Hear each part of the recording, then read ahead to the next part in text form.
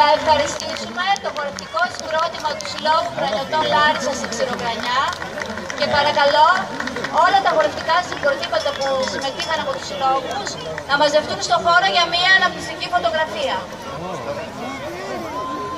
Εδώ κλείνουμε την αυλαία των χορευτικών συγκροτημάτων και να ευχαριστήσουμε όλους όσους συμμετείχαν στην απόψινή διοργάνωση του σημερινού ανταμώματος, όλους τους συλλόγους, τον Δήμο Ελασσόνας, τη Δημοτική Κοινότητα Κραναίας, τους εθελοντές που μας στήριξαν με την εργασία τους, καθώς και τον χορηγό μας, τον κύριο Λάμπρο Κουνέλα, με το κατάστημά του Οικιακός Εξοπλισμός, ο οποίος προσέφερε στον χώρο τα τραπεζοκαθίσματα και τον υπόλοιπο οικιακό εξοπλισμό.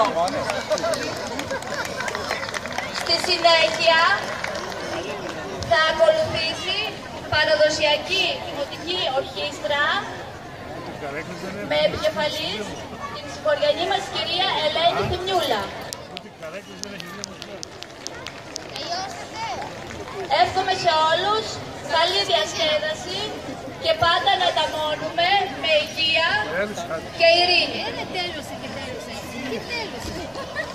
Όχι τώρα ξεκινάει.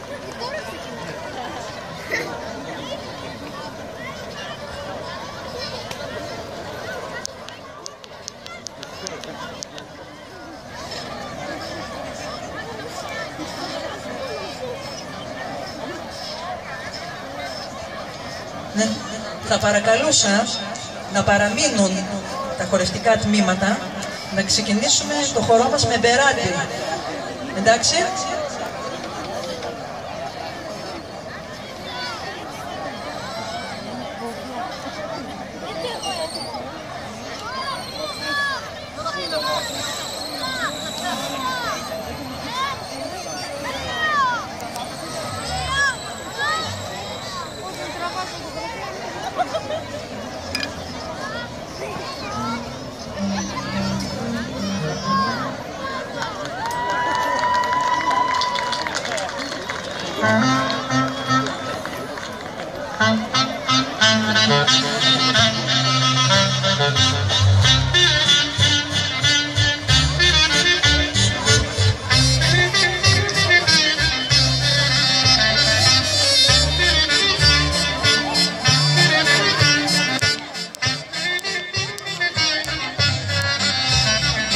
Στην πλατεία του χωριού μας κόσμος είναι μαζεμένος.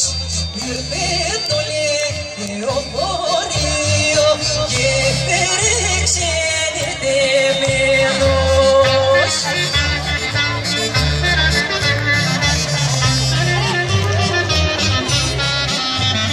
Ωραία τρεξάλινα απ' τη τσιρίκια, ωραία στον το μαγάλα,